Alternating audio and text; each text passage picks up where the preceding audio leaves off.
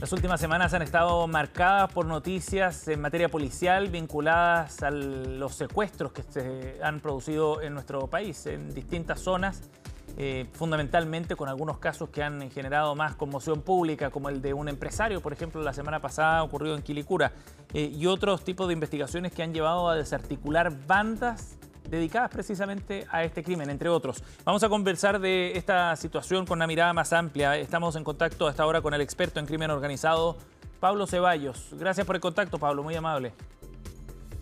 ¿Cómo está, Sebastián? Muchas gracias a ustedes también. Pablo, bueno, estas semanas han estado marcadas, como decíamos, por estos casos de alta connotación pública, pero también por resultados en las investigaciones que han llevado adelante el Ministerio Público con las policías para ir desarticulando algunas de estas bandas. Primero, ¿qué es lo que nos muestra, qué realidad nos muestra este tipo de investigaciones que han dado ciertos resultados ya? Bueno, indudablemente los éxitos investigativos, como el que acabas de señalar en los titulares de la detención de uno de los autores de esta facción de los piratas del Tren de Aragua, que habría tenido responsabilidad directa en el secuestro y asesinato del exteniente Ronald Ojeda, nos indica que la comprensión, la evolución y la capacidad de investigar estructuras del crimen organizado por parte de nuestras policías y por parte del Ministerio Público avanza y avanza positivamente. Entonces, esa parte del sistema está funcionando y lo que tiene que ver ahora, lo que tenemos que ver es cómo la continuidad de ese proceso, que es demostrar ante los tribunales que esa persona tiene responsabilidad y el juzgamiento de esa persona y la parte posterior, que casi siempre nos olvidamos que las personas responsables de estos delitos permanezcan en cárceles nuestras. Cómo funciona esa parte del sistema también es ahora uno de los desafíos para entender cómo enfrentamos el crimen organizado en nuestro país. Uh-huh. Pablo, bueno, uno podría hacer dos lecturas, ¿no? Por un lado, es positivo, evidentemente, que se desarticulen las bandas, pero también da cuenta de una realidad muy extendida. De hecho, el fiscal Ángel Valencia decía de manera bien sincera, este país cambió, las calles no son las mismas que antes, en una constatación de cómo ha cambiado el despliegue del crimen organizado en Chile. Bueno, indudablemente, ¿cómo no compartir la declaración del fiscal Valencia, que es una declaración de realidad, no es una declaración de connotación, por ejemplo, política? Sí. El crimen organizado se diferencia de la delincuencia común por su interés de permanecer en el tiempo explotando economías ilícitas. Y para permanecer en el tiempo explotando economías ilícitas, normalmente tiende, o como ha resultado exitoso en gran parte de la región latinoamericana, incluso en Europa, tiende a modificar las políticas públicas de un país a través de corrupción, a través de cooptación de voluntades, de intimidación.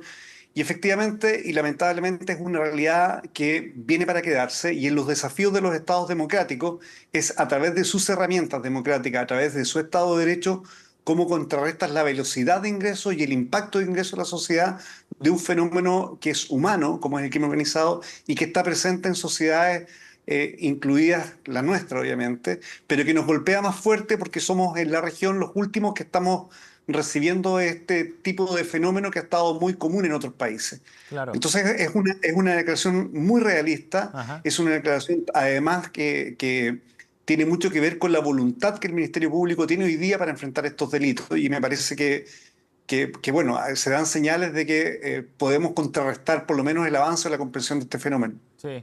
De todas maneras, algunas interpretaciones hacían alusión a que era como, o se planteaba como una suerte de resignación también respecto a la presencia de este tipo de banda y de el desarrollo de estos crímenes en el territorio nacional.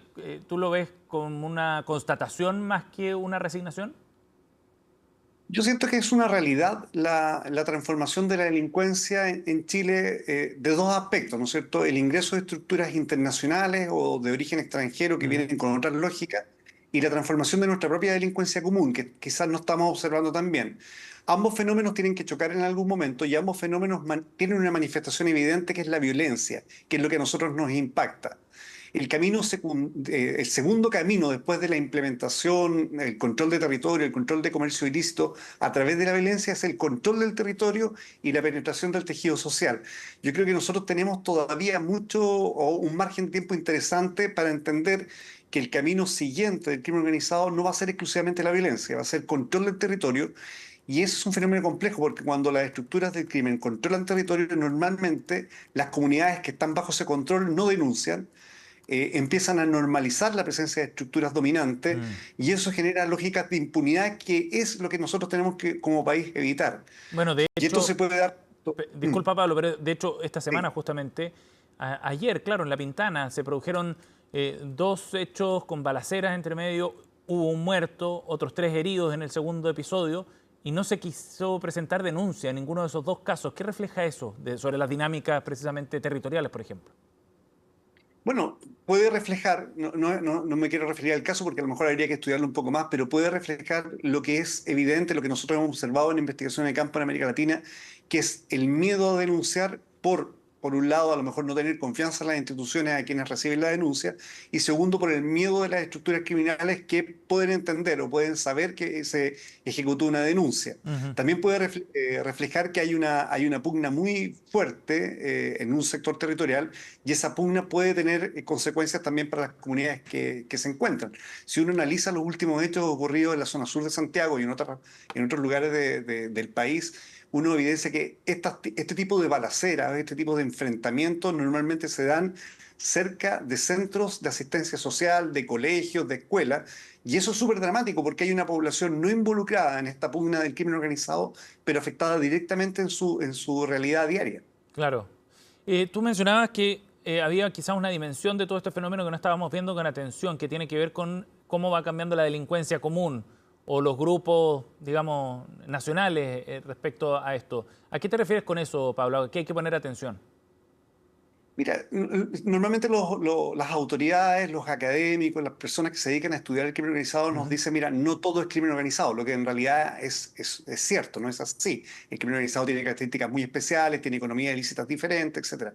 Pero lo que no podemos negar es que el crimen organizado existe en una atmósfera que se vincula directamente con estructuras criminales quizás no organizadas, estructuras delincuenciales, delincuencia común.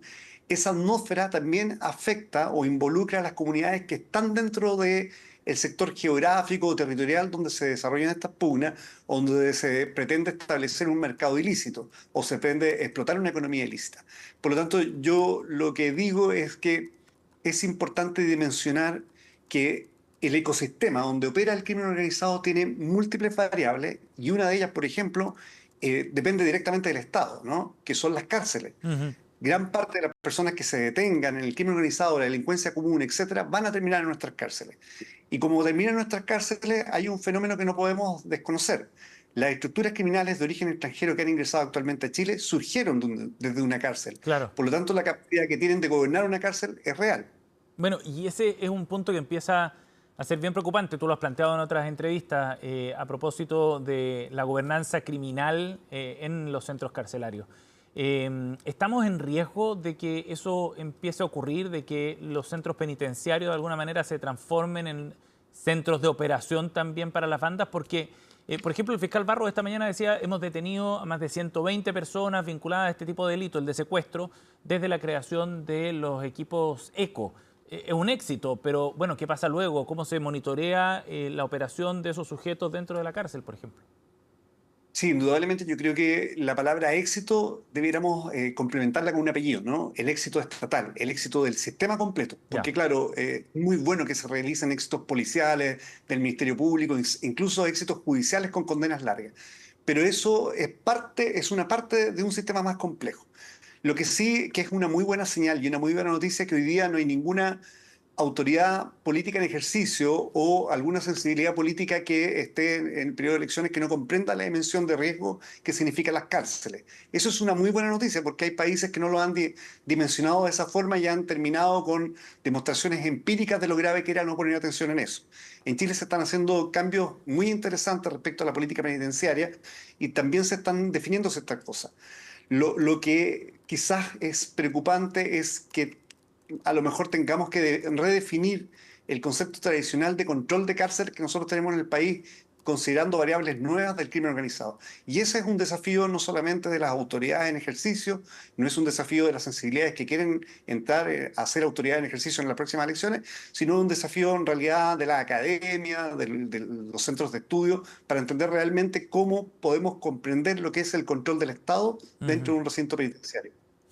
Pablo, y en ese sentido, específicamente respecto a la situación que hoy día se ve en las cárceles, a Gendarmería en particular, que tiene el rol crítico en el manejo de las cárceles, ¿está preparado efectivamente el Estado en esa dimensión para la envergadura del problema? Yo creo que por lo menos se dimensiona muy fuerte la gravedad del problema. Ya. La Gendarmería de Chile es un servicio público que tiene características muy especiales que se diferencian incluso de otros servicios similares en la región y por lo tanto tienen una capacidad de poder aprender, de poder inyectar recursos, de poder avanzar en la comprensión de este fenómeno y lo está haciendo. O sea, eso es innegable. Ahora, lo que uno no puede saber es si el margen de tiempo que tenemos para estas transformaciones con tanto privado de libertad que viene de otras realidades, con otras condiciones, nos va a dar para poder enfrentarlo a esto.